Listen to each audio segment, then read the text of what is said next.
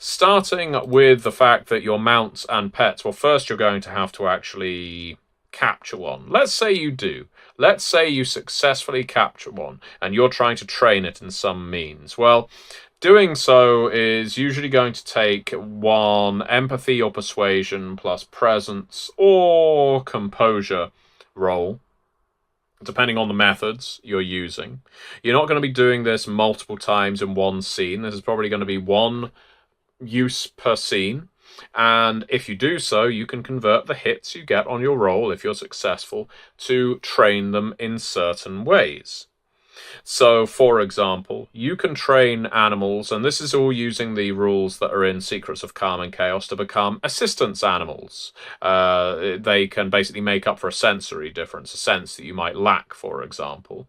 You can turn them into beasts of burden, train them to become so. You can train them to being calm if you've got something that's positively feral. You could make a bug into a caregiver, or indeed, if you manage to score 8 huge hits, you could turn your animal somewhat communicative. Even if it can't communicate with you, it will be able to understand you verbally. You can train your beast to have controlled aggression, only vent when you choose, or become a forager. Likewise, you could train your animal to become better at hiding, develop a camouflage ability, or indeed hunting. You can enforce loyalty or saddle train. Saddle train is very, very important, as we'll get onto that with mounted combat.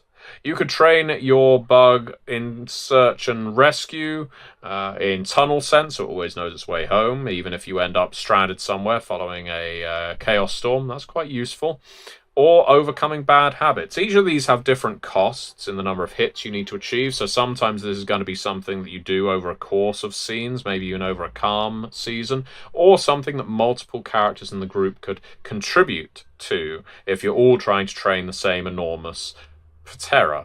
Now, the riding a terror, a giant beetle, is something that I've incorporated in almost every single World Below game I've run. I love the visuals of it. The very first World Below scenario I ran, and in fact I've ran this many times, starts with the adventuring party fleeing a pack of Guhak. They are World Below cannibals riding a terror. They are hooting and hollering and generally making a ruckus because they want to eat the player characters, and they're bearing down them on the back of this enormous stag beetle which is charging through the earth towards them. I love that imagery. It's very Hollow Knight in nature, which is one of our central points of inspiration for the World Below.